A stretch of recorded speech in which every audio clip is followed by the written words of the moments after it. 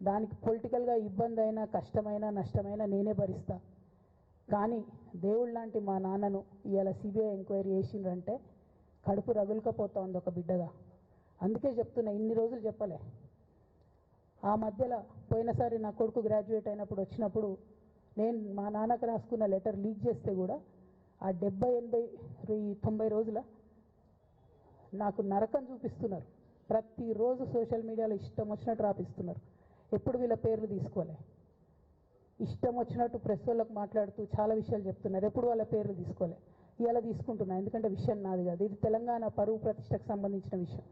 ఇలా దేశంలో ఏ మూలకు పోయినా ఎక్కడికి పోయినా కేసీఆర్ అంటే ఒక మహానాయకుడు, త్యాగం చేసిన నాయకుడు అని చెప్పి మాట్లాడతారు.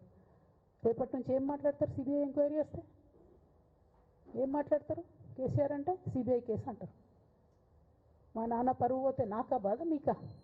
మీకు పైసలు కావాలి కదా, మీకు పేరుతోనేం పని?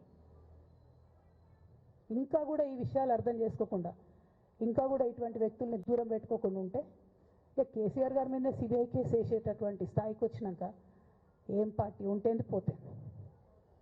బీఆర్ఎస్ పార్టీ నాయకులు నన్ను తిట్టుకున్నా సరే, లోకల్ బాడీ ఎన్నికలలో నాకు నష్టం జరుగుతుంది అనుకున్నా సరే, మా నాన్న మీద సిబిఐ ఎంక్వైరీ పడ్డాక ఏముంది, తొక్కల ఎలక్షన్ ఒకటి గెలుస్తారు, ఒకటి ఓడిపోతారు. అసలు ఓడిపోయే పరిస్థితి ఎట్లా వచ్చింది? ఇటువంటి దుర్మార్గుల వల్ల కాదా వచ్చింది? ఆలోచన చేసుకోవాలి కదా. అంటే నా దగ్గర పైసలు ఉన్నాయి, టీవీలు ఉన్నాయి, సోషల్ మీడియాలు ఉన్నాయి, ఏటు పడితే అటు మాట్లాడతామంటే తోలు తీస్తాం చెప్తున్నా. నేను గీత గీసుకుంటాం, గీత